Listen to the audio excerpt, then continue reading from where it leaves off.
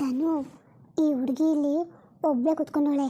ನಾ ಇಬ್ಬರು ಹೋಗಿವಾಗ ಅವ್ರ ಬಗ್ಗೆ ಏನಾದರೂ ವಿಚಾರಿಸೋಣ. ಅಕ್ಕ, ನಾನು ಅದ್ರ ಬಗ್ಗೆ ಯೋಚನೆ ಮಾಡ್ತಾ ಇದ್ದೆ. ನಾವು ಕೇಳಿದ್ರೆ ಅವಳು ಏನಾದರೂ ಹೇಳ್ತಾಳ. ಬಾ ಒಂದ್ಸರಿ ಪ್ರಯತ್ನ ಪಟ್ಟು ನೋಡೋಣ.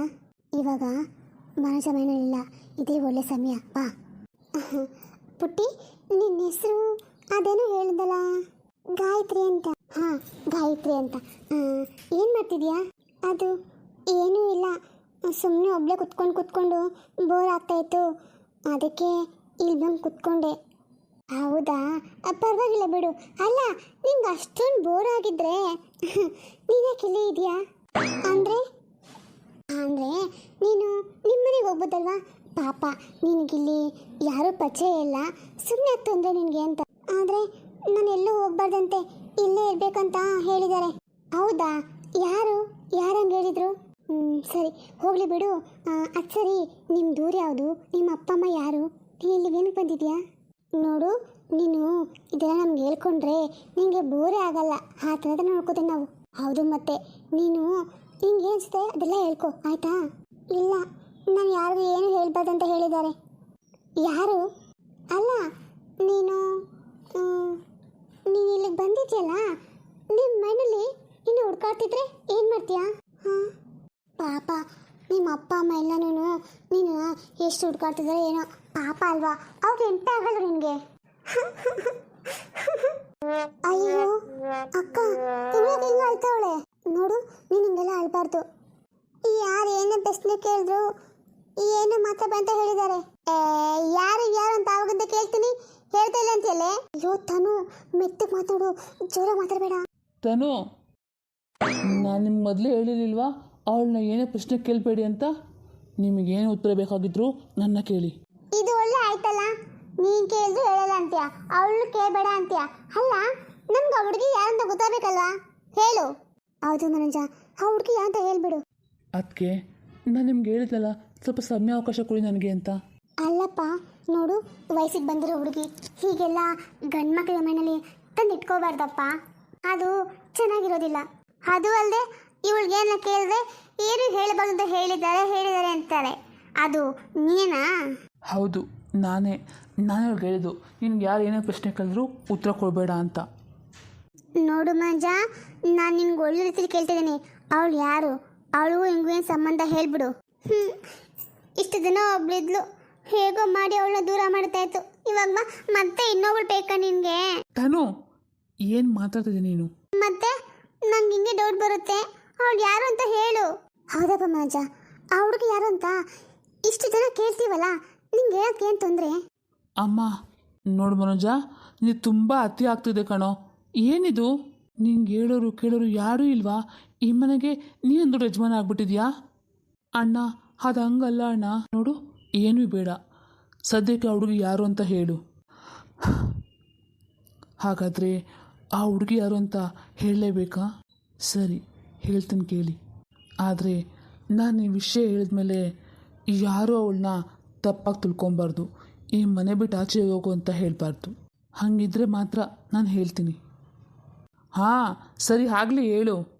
ಮನೋಜ, ನಿಜ ಹೇಳು, ಇವಳಿಗೂ ನಿಂಗೂ ಏನಾದರೂ ಸಂಬಂಧ ಇದೆಯಾ? ಹೌದು ತನು, ನನಗೊಳಗೂ ಸಂಬಂಧ ಇದೆ. ಹಾಂ, ಅಯ್ಯಯ್ಯೋ, ಅಂದರೆ ನಾನು ಅಂದ್ಕೊಂಡಿದ್ದೆ ನಿಜ ಆಯಿತು. ಅಮ್ಮ, ನಾನು ಹೇಳೋ ವಿಷಯ ಕೇಳಿ ದಯವಿಟ್ಟು ಗಾಬರಿ ಆಗಬೇಡ. ಅಯ್ಯೋ, ಇದೇನು ಇದು ಒಳ್ಳೆ ಸೀರಿಯಲ್ ಥರ ಸಸ್ಪೆನ್ಸ್ ಕ್ರಿಯೇಟ್ ಮಾಡ್ತೀಯಾ? ಅದೇನಂತ ಬೇಗ ಹೇಳಿ ಮುಗಿಸು. ಹಾಂ, ಅವಳು ನನ್ನ ತಂಗಿ. ಏನು?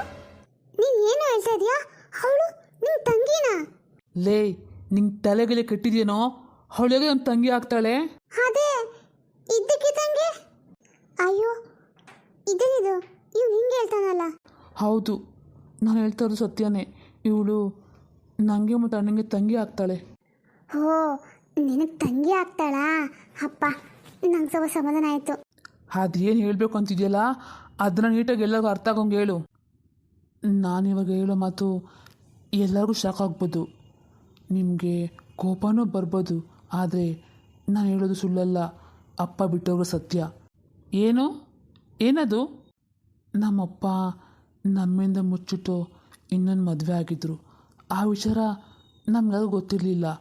ಆ ಮನೆಯ ಅಮ್ಮ ಈಗ ಬದುಕಿಲ್ಲ, ಅಪ್ಪ ಕೂಡ ನನ್ನೆಲ್ಲ ಬಿಟ್ಟು ಹೊಂಟೋಗಿದ್ದಾರೆ. ಗಾಯತ್ರಿ, ಇಲ್ಲಿ ಬಾಯಿಲಿ. ಈ ಹುಡುಗಿ ಯಾರೂ ಅನಾಥ ಅಲ್ಲ. ಇವಳು ನಮ್ಮಪ್ಪನ ರಕ್ತ, ನಮ್ಮ ತಂದೆ ಮಗಳು. ಅಂದರೆ ಅಣ್ಣ, ಇವಳು ನಮ್ಮ ತಂಗಿ. ಹೇಯ್, ಏನು ಹೇಳ್ತಿದೆ ನೀನು?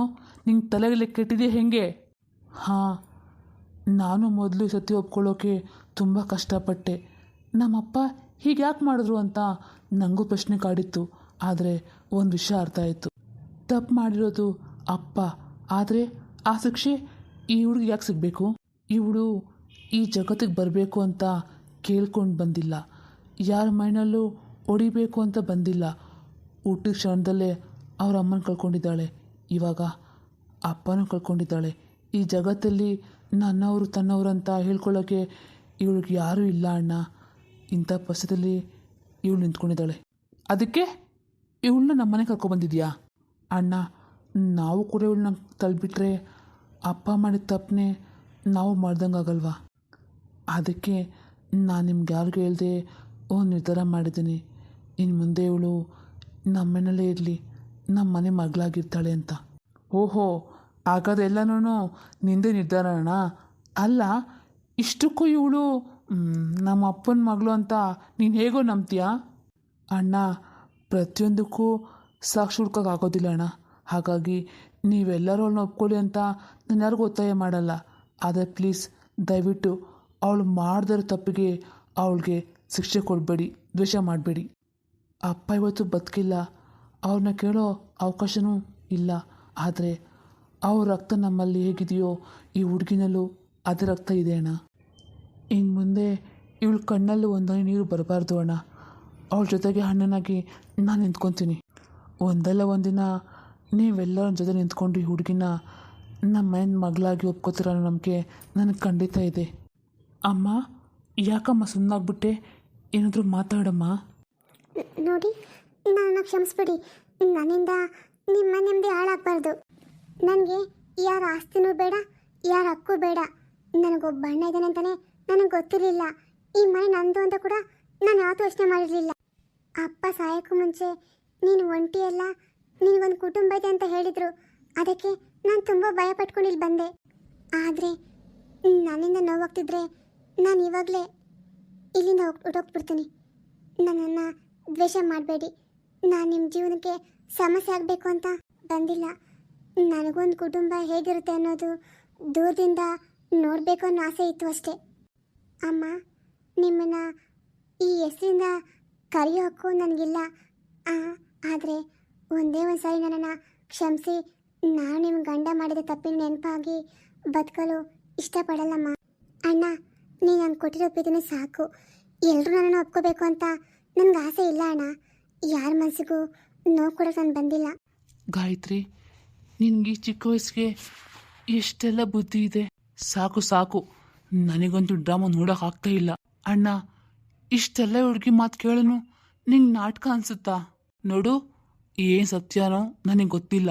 ಆದರೆ ಈ ಹುಡುಗಿಲಿರೋದು ನಂಗೆ ಸ್ವಲ್ಪನೂ ಇಷ್ಟ ಇಲ್ಲ. ಇಳಿಯೋದಕ್ಕೆ ಬೇರೆ ವ್ಯವಸ್ಥೆ ಮಾಡು. ಆದರೆ ನಮ್ಮ ಜೊತೆಗೆ ಒಟ್ಟಿಗೆ ಇಷ್ಟ ಇಲ್ಲ ನನಗೆ. ಅದೇ ಅಲ್ಲದೆ ಈ ಊರಿನ ಜನ ನಮ್ಮ ಅಪ್ಪನ ಬಗ್ಗೆ ಎಷ್ಟು ಗೌರವ ಕೊಡ್ತಾರೆ. ಇವಾಗ ಇಂಥ ಒಂದು ಕೆಲಸ ಮಾಡಿದ್ರೆ ನಮ್ಮ ಅಪ್ಪ ಅಂತ ಗೊತ್ತಾದ್ರೆ ನಾಳೆ ನಮ್ಗೆ ಯಾರ ಮರ್ಯಾದೆ ಕೊಡ್ತಾರೆ? ಹಾಗಂತ ಇವಳಿಗೆ ಶಿಕ್ಷೆ ಕೊಡೋಕ್ಕಾಗುತ್ತೆ ಅಣ್ಣ? ಇವಳನ್ನ ಎಲ್ಲಿ ಕಳ್ಸೋಕ್ಕಾಗುತ್ತೆ? ರೀ, ಹೌದು ರೀ, ಪಾಪ ಈ ಹುಡುಗಿ. ಸಿರಿ, ನೀನು ಸುಮ್ಮನೆ ಎಂತ್ಕೋ. ನೋಡು ಮನೋಜ, ನೀನು ಏನು ಮಾಡ್ತಾ ನನಗೆ ಗೊತ್ತಿಲ್ಲ. ಆದರೆ ಈ ಹುಡುಗಿಲಿರೋದು ನಂಗೆ ಇಷ್ಟ ಇಲ್ಲ ಅಷ್ಟೇ. ಅಣ್ಣ, ಹಾಗಾದರೆ ನಂದೊಂದು ಮಾತು ಕೇಳು. ಈ ಹುಡುಗಿ ಎಲ್ಲಿರ್ತಾಳೋ ನಾನು ಅಲ್ಲೇ ಇರ್ತೀನಿ. ಇವಳಿಗೆ ಮೇಲೆ ಜಾಗ ಇಲ್ಲಾಂದರೆ ನಾನಿರೋಕ್ಕೆ ಇಷ್ಟಪಡಲ್ಲ. ಹೌದಾ? ಸರಿ, ಹಾಗಿದ್ರೆ ಇವಳನ್ನ ಕರ್ಕೊಂಡು ಎಲ್ಲಿಗಾದರೂ ಹೋಗು. ಪ್ರಸಾದು, ಇದೇನೋ ಹಿಂಗೆ ಮಾತಾಡ್ತಾ ಇದೆಯಾ? ಅಮ್ಮ, ನನ್ನ ಮಾತು ಮುಗೀತು. ಇದಕ್ಕೆ ಮೇಲೆ ಯಾರು ಏನು ಮಾತಾಡ್ಬೇಕಾದ್ರೂ ನಾನು ಕೇಳಿಸ್ಕೊಳಕ್ಕೆ ರೆಡಿಯಾಗಿಲ್ಲ. ಮನೋಜ, ನೀ ಸ್ವಲ್ಪ ಅರ್ಥ ಮಾಡ್ಕೊಳ್ಳೋ. ಅವನೇನು ಹೇಳ್ದಂತ ತಿಳ್ಕೊ. ಅಮ್ಮ, ಇಬ್ಬರು ಮಕ್ಕಳ ತಾಯಿಯಾಗಿ ನೀನೀಗ ಮಾತಾಡೋದು ಸರಿಯಲ್ಲ ಅಮ್ಮ. ಮಂಗಳ, ನಡಿ. ನೀನು ಜಾಗದ ಮನೆಯಲ್ಲಿ ನಾನು ಇರೋದಿಲ್ಲ. ಅಣ್ಣ, ಅದು ಹಂಗಲ್ಲ. ಬಾ. ಅಯ್ಯಯ್ಯೋ, ಇದೇನು ಹಿಂಗಾಗೋಯ್ತಲ್ಲ